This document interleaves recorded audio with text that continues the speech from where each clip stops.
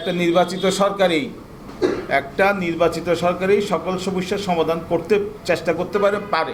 জন আকাঙ্ক্ষা অনুযায়ী, মানুষের দাবি অনুযায়ী যে কয়েকটা আমরা পয়েন্ট আউট করেছি, তার মধ্যে হলো দ্রব্যমূল্যের ঊর্ধ্বগতি, তারপর হলো আইন শৃঙ্খলার অবনতি এবং জাতীয় নির্বাচন, সব কিছুর আগে জাতীয় নির্বাচন দেওয়ার জন্য সারা দেশব্যাপী আমরা এই সমাবেশের আয়োজন করেছি।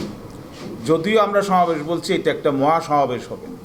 এখানে প্রধান অতিথি হিসেবে উপস্থিত থাকবেন আমাদের সকলেরই শ্রদ্ধেয় আমাদের জাতীয় নেতা, কক্সবাজারের কৃতি সন্তান জনাব সালাউদ্দিন আহমদ সাহেব এখানে প্রধান অতিথি হিসেবে উপস্থিত থাকবেন।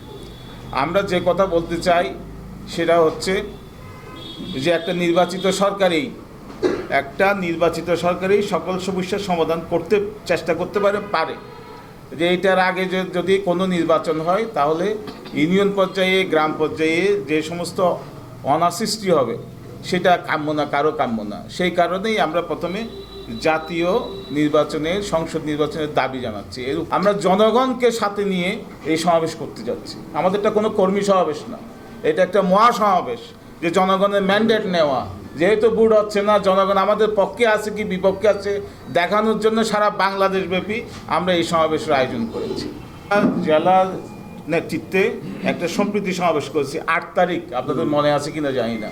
ওই মাঠেই সম্ভবত ওই মাঠেই আমরা করেছি 8 তারিখ সম্প্রীতি সমাবেশ। এবং বিএনপি আমরা সমস্ত কর্মসূচিগুলো পালন করি, জেলা এবং আমরা সকলে মিলে বাংলাদেশের যে সমস্ত কেন্দ্র থেকে কর্মসূচি ঘোষণা করা হয়, সব কর্মসূচি কক্সবাজারে পালন করা হয়েছে। এবং ধারাবাহিকভাবে, যে আওয়ামী লীগ আমলে করি না এটা না, ধারাবাহিকভাবে আমরা কর্মসূচি পালন করেছি। বাধাগ্রস্ত হয়েছে কিন্তু কর্মসূচি পালন হয়েছে সব কিছু। একটা পরিকল্পিত দল ইলেকশন যখন, নমিনেশন যখন চাইবে, সিক করবে, তখন আমরা আগেই থেকে কোথাও দিই না। যদিও বলি যে আমরা ইলেকশন করব, আগে স্থানীয় সরকার নির্বাচন চাই, কিন্তু অনেক দল দেখতেছি যে স্থানীয় সরকার নির্বাচন দাবি করছে, কিন্তু আপনার ওই সংসদের সিটের জন্য মনোনীত করে দিয়েছেন বিভিন্ন জায়গায়। এটা আমরা করব না। আমরা কথা আর কাজের সাথে আমাদের মিল আছে।